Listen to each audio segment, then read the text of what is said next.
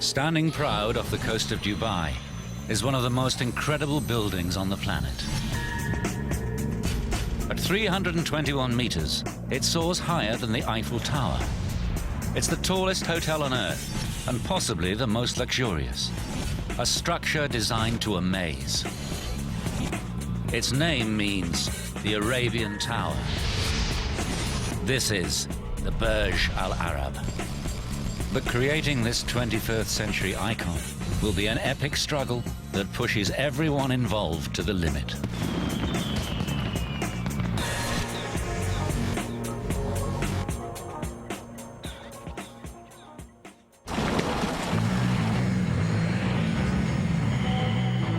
In November 1994, construction begins on what is planned as the world's tallest and most luxurious hotel.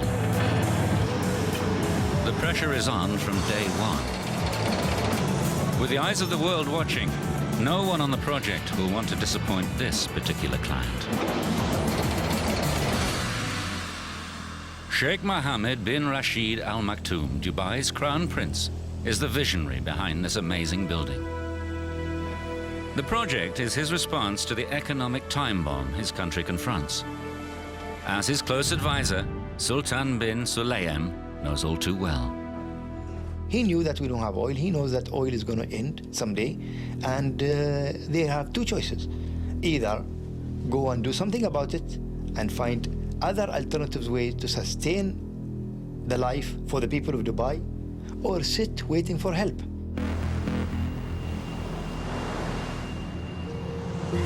Only 50 years ago, Dubai's a dusty backwater, home to pearl divers, coastal traders and Bedouin.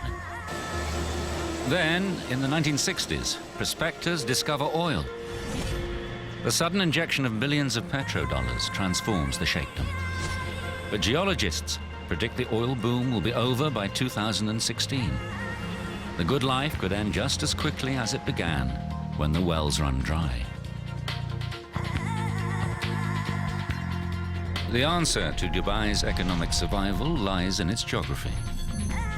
This tiny emirate, less than twice the size of London, is in the remote Arabian Gulf. But Dubai has three untapped assets: sun, sand, and sea. Facing future economic meltdown, Sheikh Mohammed makes a crucial decision. He will turn his country into one of the world's most exclusive holiday destinations, a playground for the rich on the Arabian Gulf Coast. The Sheikh needs a luxurious centerpiece to launch his country into high-end tourism. He stakes what some speculate is over $1 billion on the tallest, most lavish hotel in the world, with a unique 7-star reputation, the Burj Al Arab. I think it was very important to put Dubai on the map of the world. There's no hotel like this hotel. It takes guts, and Sheikh Mohammed has a lot of guts. The Sheikh's courage is clear from his choice of architects. A radical young team from Britain, brave enough to take up the challenge, but very short on experience. They are led by Chief Architect Tom Wright. We had an average age of 32. Not a grey hair between us. And none of us had gone over about 15 stories. I was quite staggered by the scale and the immensity of the project. Tom Wright and his colleagues have a reputation for innovative engineering, but they're more used to designing schools and offices. But Dubai is a place where connections can make all the difference. Through a contact in the ruler's office, the team gets its break.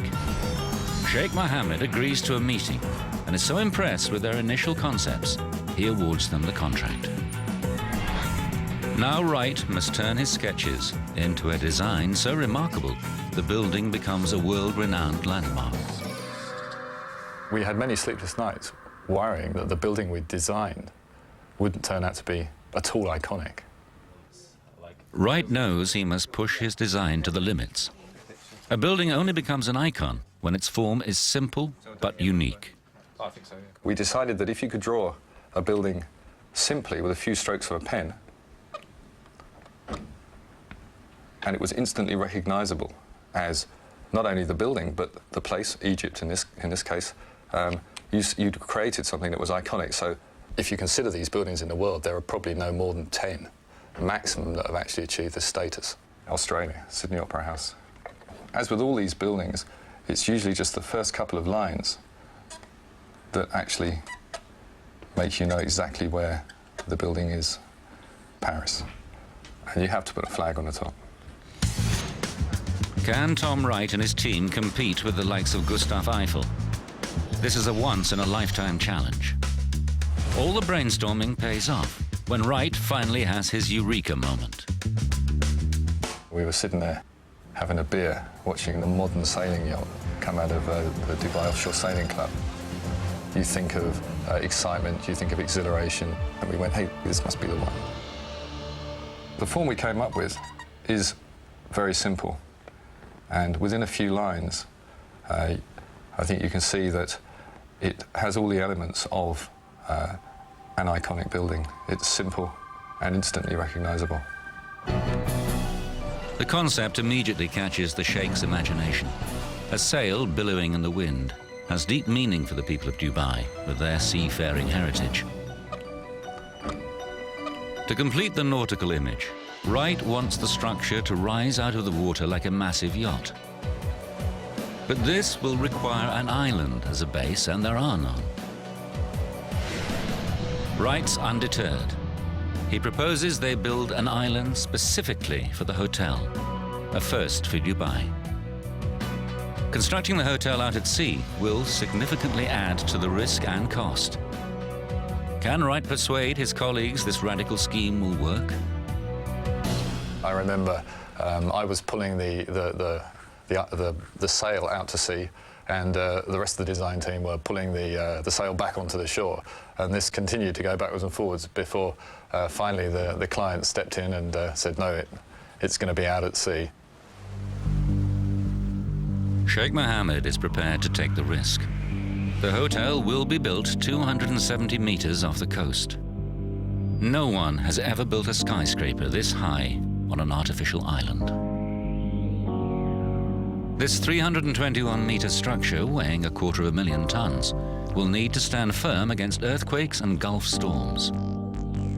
Wright has won the first of many battles. The Burj will rise out of the sea. But time and again, his refusal to compromise will force his colleagues to push the boundaries of engineering to the limit.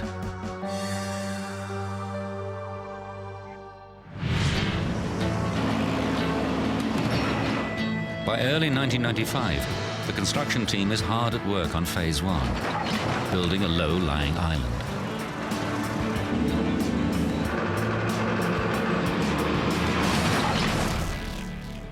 But the inexperienced architects are about to get a taste of Dubai's extreme weather. April the 27th, a powerful storm known as a shamal sweeps across the Gulf, hitting the coast with a vengeance. A set of construction barges lie in its path. Each is laden with 10,000 tons of rock. The architects have planned for all weather conditions, but the storm's intensity still shocks Simon Crisp.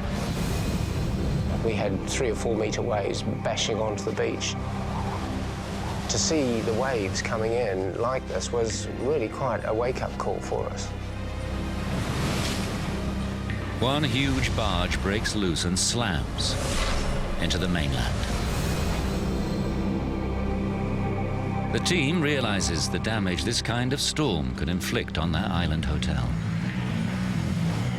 We had a really graphic example of how powerful the Gulf of Arabia can be when it's angry. The architect's decision to expose their structure to these forces could have serious consequences. The engineers will have to struggle to produce a low-lying island capable of resisting nature's fury.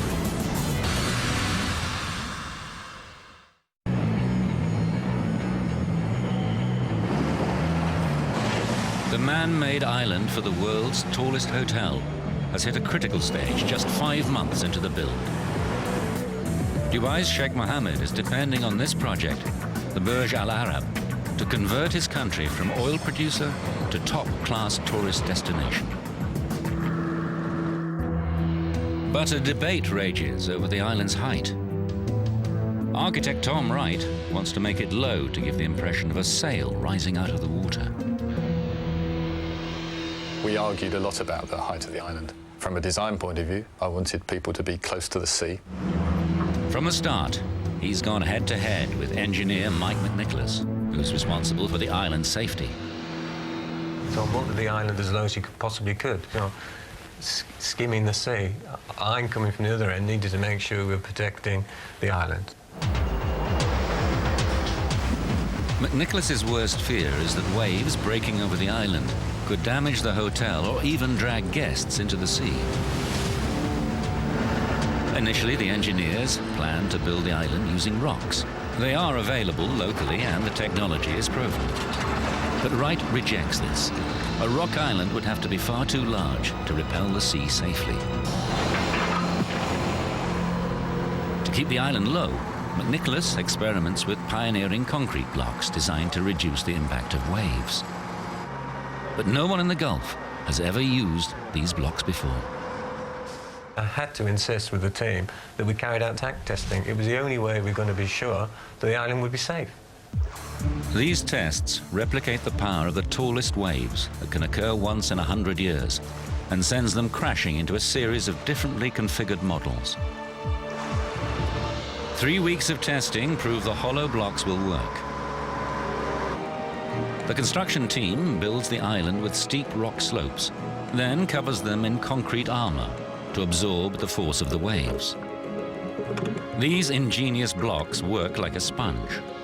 As the wave hits, the water passes inside the space and turns around on itself. The force is largely dissipated. With the engineers' help, architect Tom Wright has won his battle for a secure island that rises only 7.5 meters above the waves.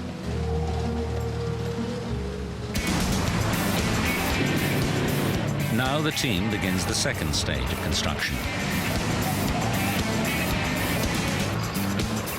In the center of the island, construction workers drive huge lengths of steel 20 meters into the ground. This creates a triangular steel wall known as a cofferdam, which will become the outside of the hotel basement once they excavate the sand from inside. But removing the sand could be dangerous. That was a real challenge for us. It's sleepless day and nights, 7 days a week.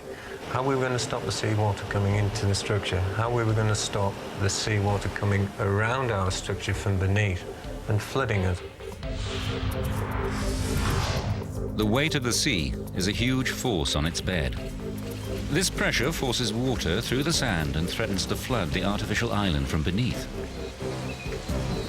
To keep the sea out, McNicholas injects liquid cement into the sand to seal off his steel wall from below. But as the sand is removed to form the basement, there's less and less weight to hold back the force of the sea. The cement seal is going to be tested to the limit. In the worst case, the pressure caused by that water movement could have blown the whole bottom of the excavation like a champagne cork. If McNicholas's calculations are wrong, the excavation could be swamped, killing hundreds of workers. But he stands by his design. With the cement seal in place, the excavators begin to remove the sand. As the man responsible, he's not going to let the workers face the risk alone. I felt I had to be one of the first guys down at the bottom of the excavation, looking up 10 meters above myself, thinking, each side of this cofferdam is 7,500 tons of sea pressure pushing in. When put to the test, both wall and seal hold firm. And one of the probably proudest moments of my career was being stood on that excavation and looking around and seeing the steel wall there surrounding me and thinking, we are holding back the sea. My design worked. November 1995. The artificial island for the tallest all-suite hotel in the world is now complete. The construction team starts phase 3 of this one-off project, the foundations. The support needed for any skyscraper is vast. But the location of the Burj Al Arab presents an added challenge. It had never been done before to build something like this on reclaimed land. I mean, we're talking about a 300-metre high tower on a man-made island in 6 metres of the Arabian Gulf. The problems multiply when the results of earlier core tests reveal bad news. The team searching for bedrock drilled deep into the seabed. But even a full 180 meters down, there was no solid rock.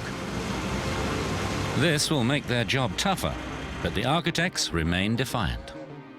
The average person would think we're crazy to build something like this on sand, let alone out in the water. How will this 300-meter structure stand firm against earthquakes and winds of close to 150 kilometers an hour when its foundations depend on nothing more substantial than sand?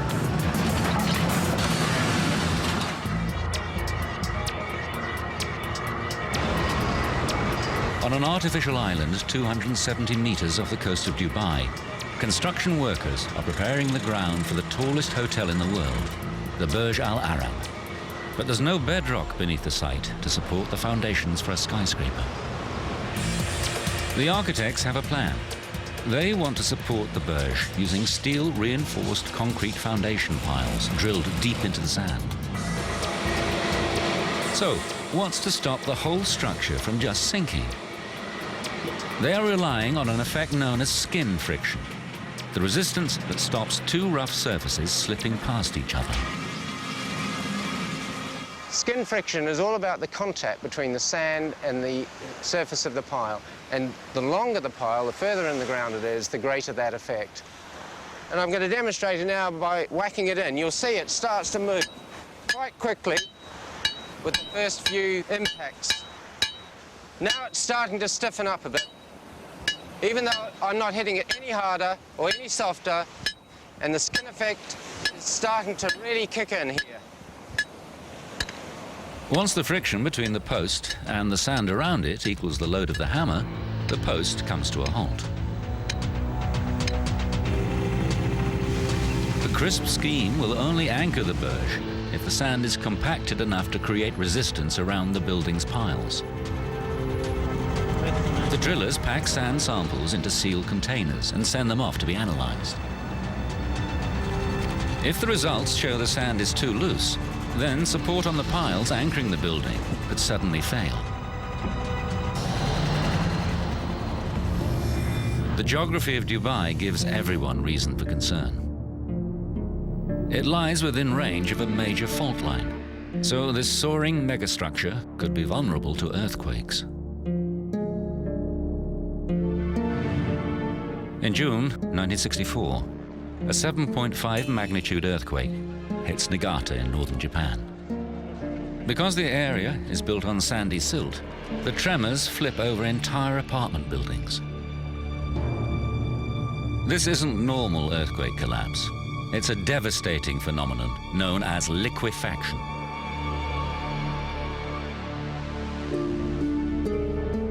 As grains of loose sand shake, they fill up any air pockets and compact, taking up less space. The ground stops behaving like solid earth and acts like a liquid. On shifting sand, any building could simply topple. When the results of the drilling tests return, it's good news. Deep beneath the site, they find compacted and calcified sand. Liquefaction is not a threat. But will the foundations be long enough for the skin friction to hold them firm? We weren't going to take any chances, and we extended the piles by another 8 meters. CRISP specifies foundations over 20% longer than originally planned. These 250 concrete piles have a combined length of 10 kilometers, 35 times as long as the towering hotel they will support.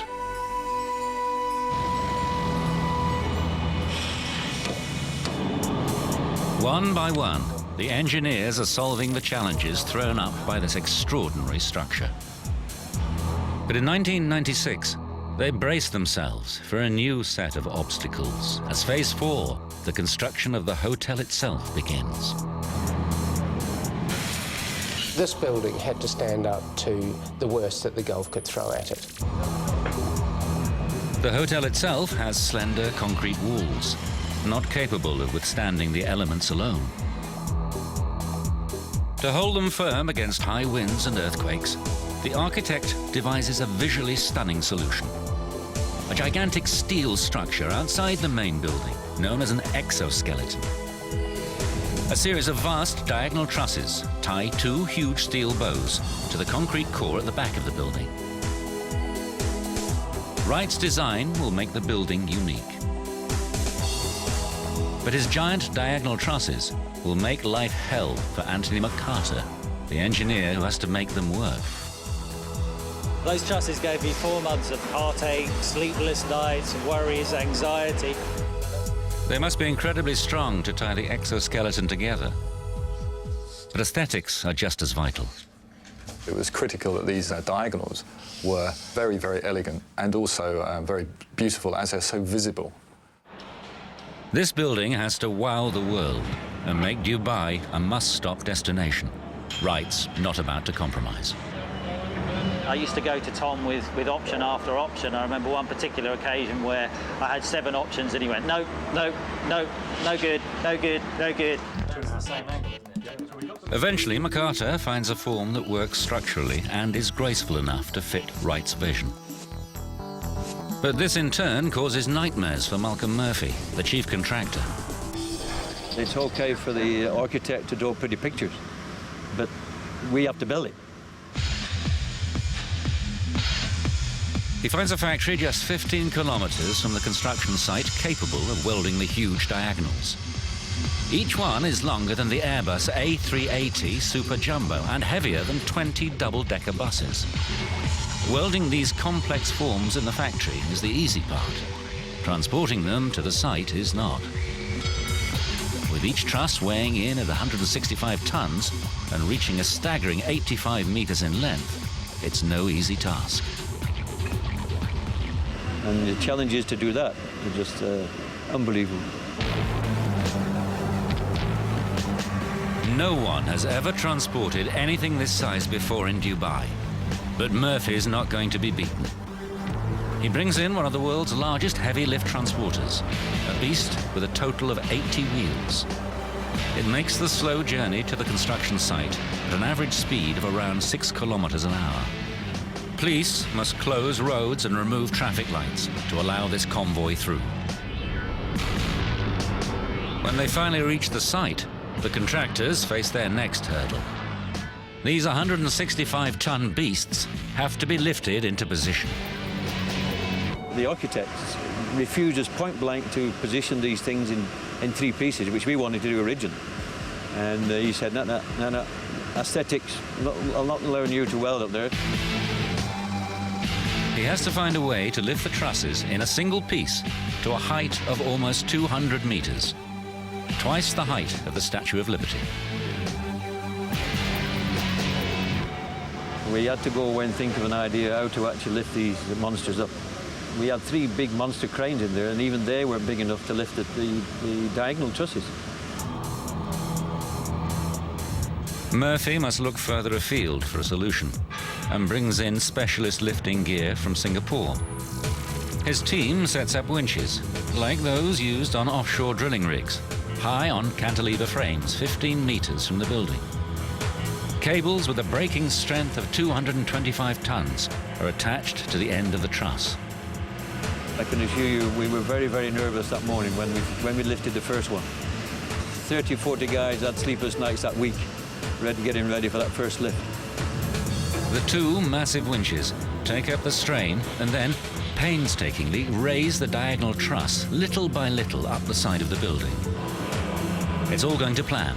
Murphy and his team have solved the lifting dilemma. But these trusses have a sting in the tail. They need to fit into place with pinpoint accuracy. But Dubai's climate means temperatures can vary by as much as 14 degrees in a single day. And this will make the trusses expand and contract dramatically. The problem's known as thermal expansion. The steerman's nightmare in the desert, working 50 degrees C. Steel expands in the heat and contracts when cold. Okay, chaps, light up. We're actually going to heat the steel up now, which is going to give you an idea of what temperatures we're working in the desert. Heat makes the steel molecules move faster and further. And this 15-meter tube actually grows in length. The difference is visible. What did I tell you? Steel does expand with the heat. The diagonal trusses on the Burj Al Arab could expand and contract by a full 5 centimeters over a 24-hour period. They will never fit their precise point in the framework without an ingenious solution. The engineers thought about it, the structural fabricators, the steel fabricators, the architects, everybody thought about it, and it was actually one of the architects came up with this great solution. On the frame of the structure, the fixing bracket contains a vast washer with its hole offset from the center. This swivels until it lines up with the hole in the diagonal truss. Then, the cast steel pin, about 30 centimeters in diameter, is inserted through both holes, locking them together. This clever device buys the team the crucial 5 centimeters of play they require for the installation, and the truss is now fixed securely in place. When we got that pin in, we had those champagne corks flying. It was just unbelievable. But there's precious little time for celebration. The first VIP guests will arrive before the millennium. This leaves the team less than 36 months to complete the entire project. Sheikh Mohammed's vision for the Burj Al Arab meant that it was needed yesterday.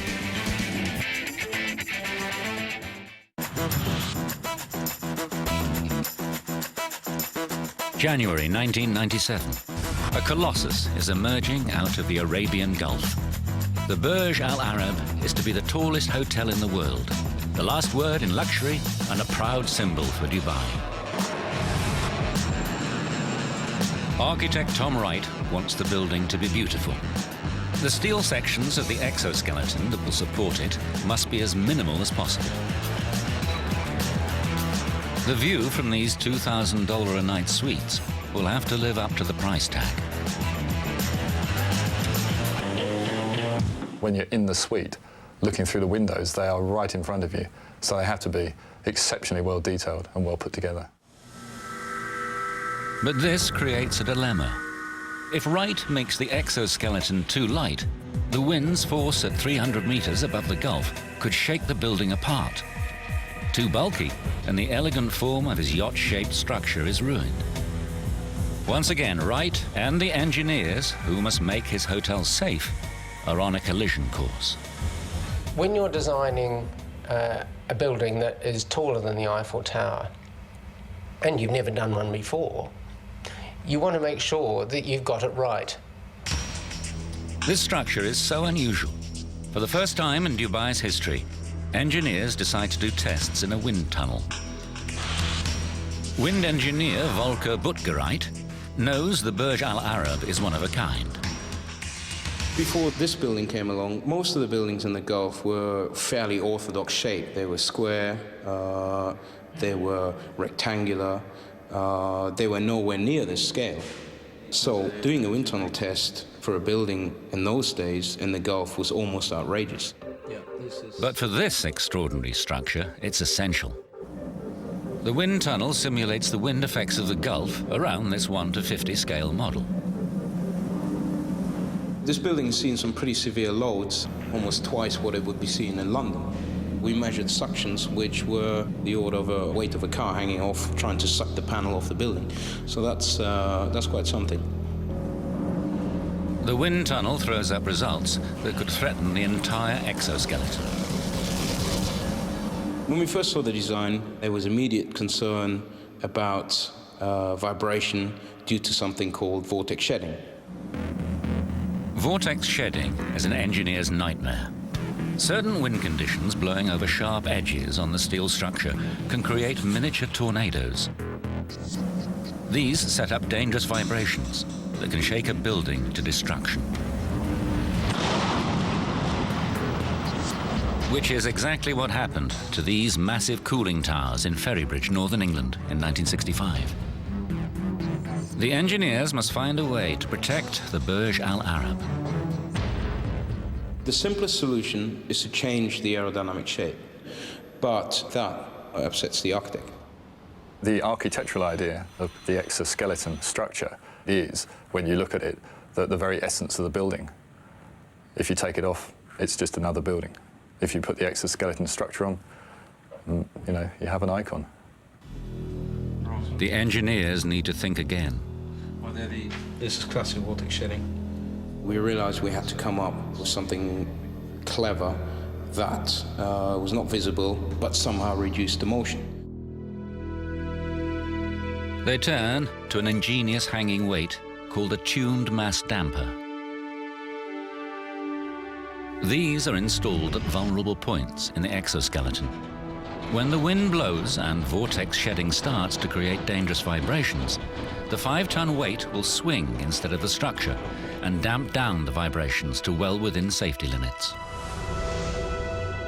11 of these systems are fitted from the top of the 60-meter mast all the way down through each of the steel bow structures. These dampers safely cancel out the threat.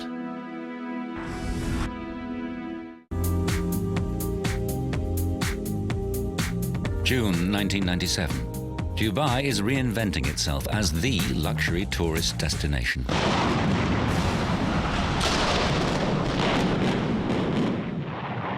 This old hotel bites the dust as the Burj Al Arab, the symbol of the new Dubai, approaches its final form.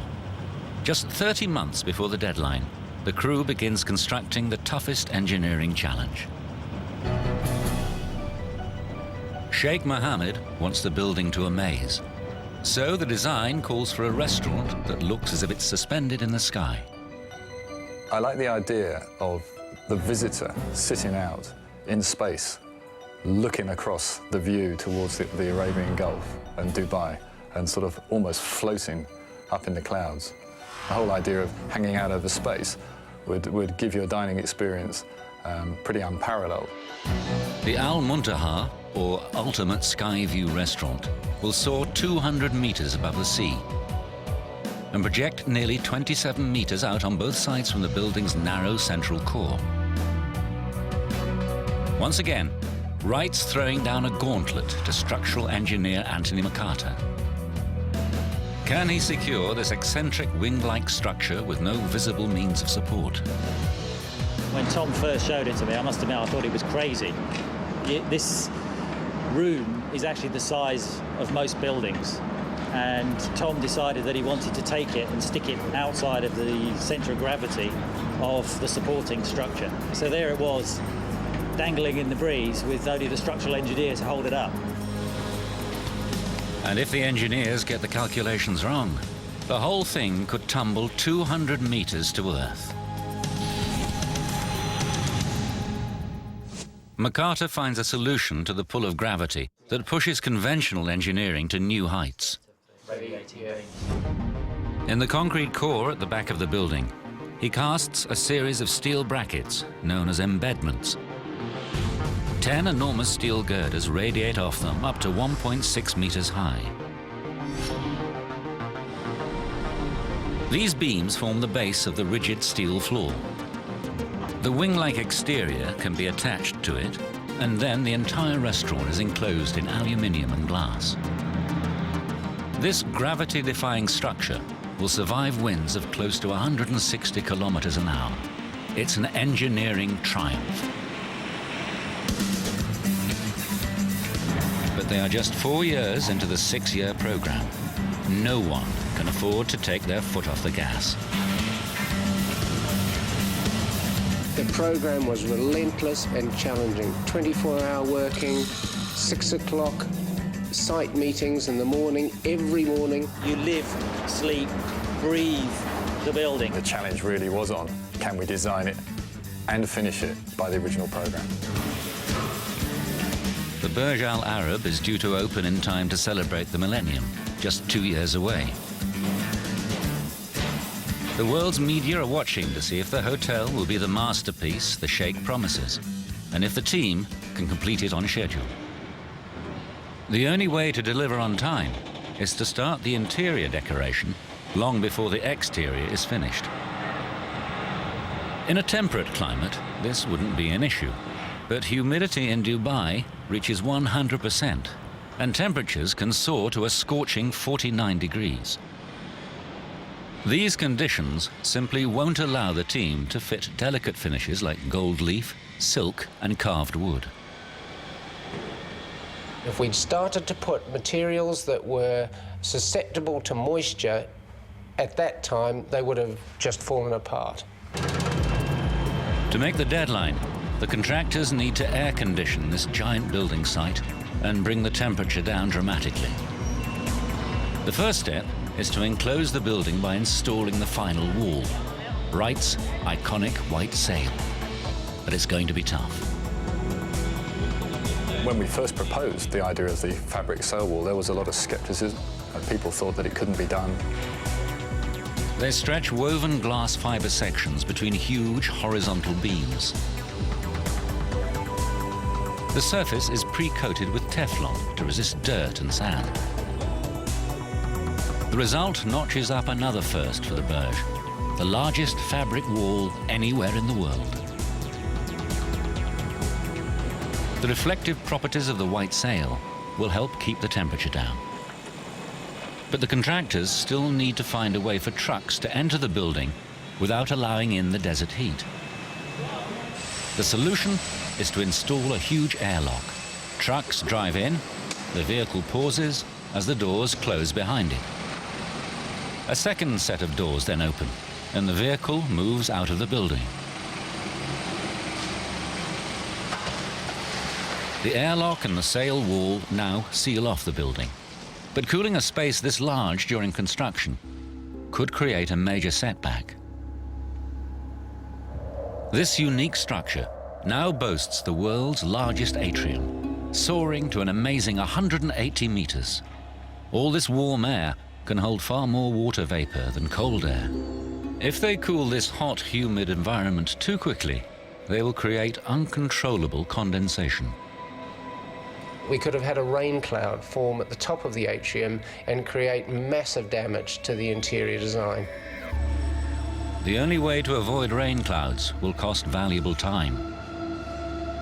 The contractors switch on the giant cooling system and bring the interior temperature down steadily by less than 1 degree a day. Given the schedule, it's painfully slow. We started to cool the building down in June 1998. By December 98, it was pretty well down to temperature. At last, the interior decoration can begin. But the hunt for a designer who can create interiors worthy of a sheikh causes further delays. Quan Chu, who's already worked for the Sultan of Brunei, knows exactly what it takes to satisfy royalty. It's great news when she agrees to take on the most luxurious hotel on the planet, with its daunting 202 palatial suites and 180-meter atrium. But she has just 24 months from design to completion to be ready for the guests booked in for the millennium. I had a very, very tight program. So what we did was that the entire office, all 50 designers, just dropped everything else. And solidly, we just worked on the Burj Al Arab. She not only faces a frantic schedule, Sheikh Mohammed is expecting her to amaze the world. The brief basically asked us to design something that's never been ever designed before and that will never be designed ever again. Quan Chu and her team pull out all the stops and begin to produce interiors they hope will match the Sheikh's ambition. But as they struggle to meet the deadline, another more severe problem comes up. The Sheikh wants to offer guests every conceivable electronic gadget in their suite. This new requirement could have dangerous consequences. A new member of the team is suddenly in the hot seat. Electrical engineer Rob Roos faces the biggest challenge of his career. There was a total redesign or a total change in the interior design. and that imposed overnight almost a 50% increase in the electrical load of the building.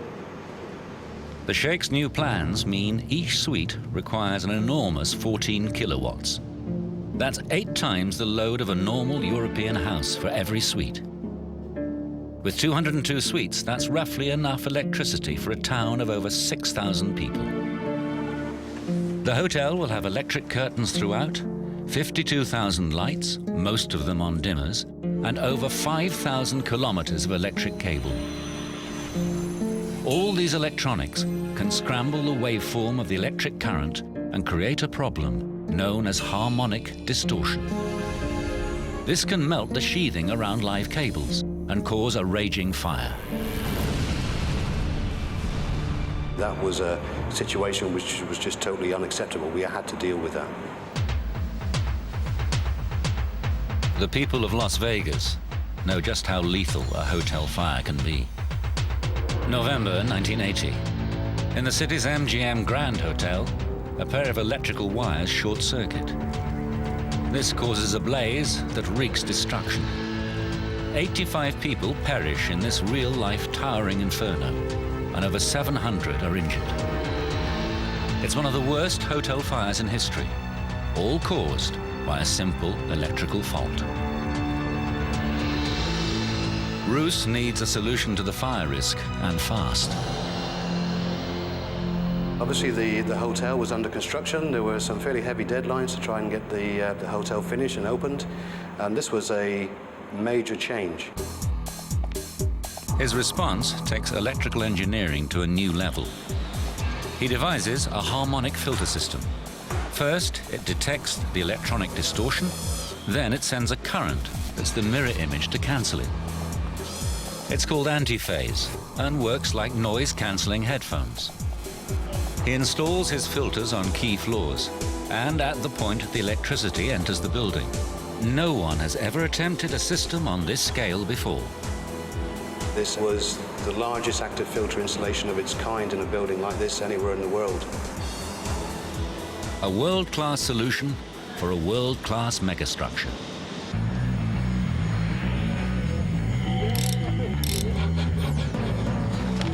The team constructing the Burj Al Arab can claim a string of groundbreaking achievements. They build the first artificial island off the coast of Dubai, construct the tallest atrium in the world, enclosed by the largest fabric wall ever built. And with the mast finally in place, this structure, for now at least, is taller than any other hotel on the planet. Now, 5 years into the project, the team reaches an important milestone. The iconic exterior is almost complete, but the interior decoration of the world's most luxurious hotel is seriously behind schedule. This stage has always been a race against time. Now Sheikh Mohammed is about to send the design team into a tailspin.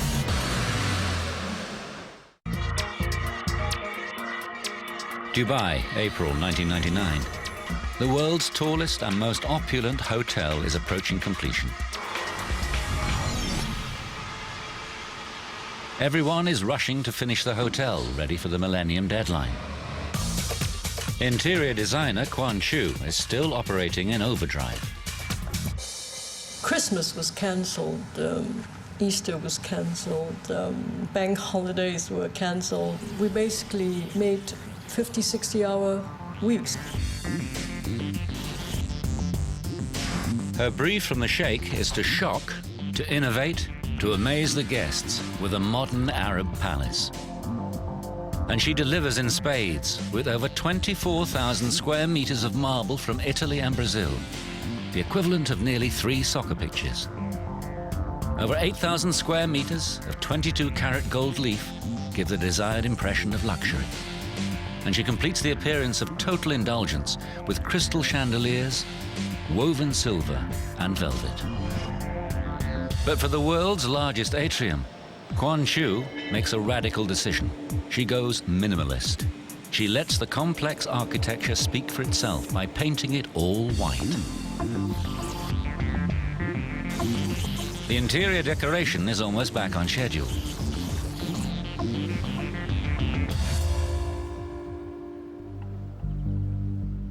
Then comes the moment of truth. Sheikh Mohammed arrives to examine her work and pass judgment.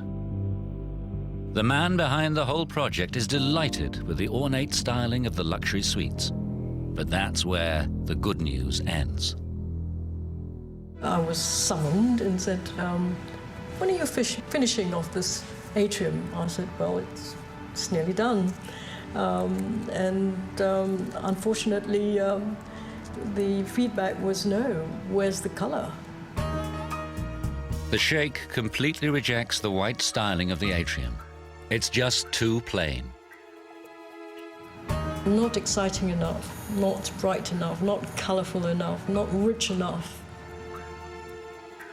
Quan Chu has to completely redesign and decorate the tallest atrium in the world in just 6 months. I was basically living and sleeping in the Burj Al Arab, rushing from area to area. This is her last chance to get it right, so she sets out to dazzle. She designs a light show to animate the world's tallest fabric wall. Fountains create aqua gymnastics in the lobby. Vast fish tanks welcome visitors as they ride the escalators. And crucially, she transforms the view up the atrium into a rainbow palette of vibrant colors.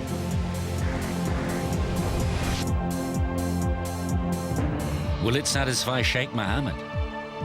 Everyone's on tenterhooks. The adrenaline was pumping, you know, sleepless nights basically before opening.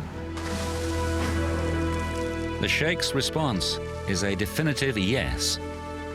He's delighted and signs off on the project. Sheikh Mohammed believes it became almost a 6 to 7 star hotel. And the achievement of his dream, the realization of his dream. The doors open to the first ultra-rich guests in December 1999, a full month before the millennium. And Sheikh Mohammed comes to watch the final sunset of the century from his magnificent new hotel.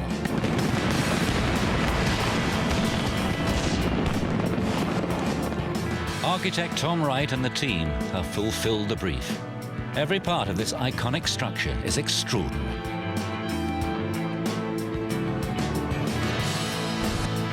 In the ground floor restaurant, a team of divers care for 700 exotic fish in this 280 cubic meter tank. The result allows guests to get intimate with sharks while they eat. At the opposite end of the world's tallest hotel, this amazing feat of engineering, the Cantilever restaurant, delivers Tom Wright's vision of dining in the sky. A spectacular combination of fire and water greets you before you even enter the building. Staying here doesn't come cheap.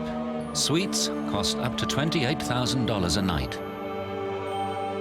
And for guests with that kind of money, there's the helipad weighing 330 tons, projecting off the building over 200 meters above the sea.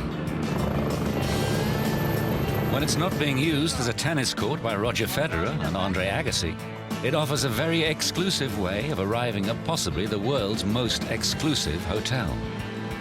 The Burj Al Arab is a project of a lifetime. No other project will ever match this one. The engineering triumph of creating Dubai's first artificial island has far-reaching effects. It paves the way for a series of enormous schemes, each one more ambitious than the last. From the original Palm Island, which sells out in 3 days, to the World Islands and beyond. The tallest hotel on Earth lays the foundations for a secure future when the oil runs out. And it's now the international symbol for Dubai. We knew from the start that we had the opportunity to produce something quite startling. And this project, I really think we achieved that. Sheikh Mohammed's bold gamble has paid off.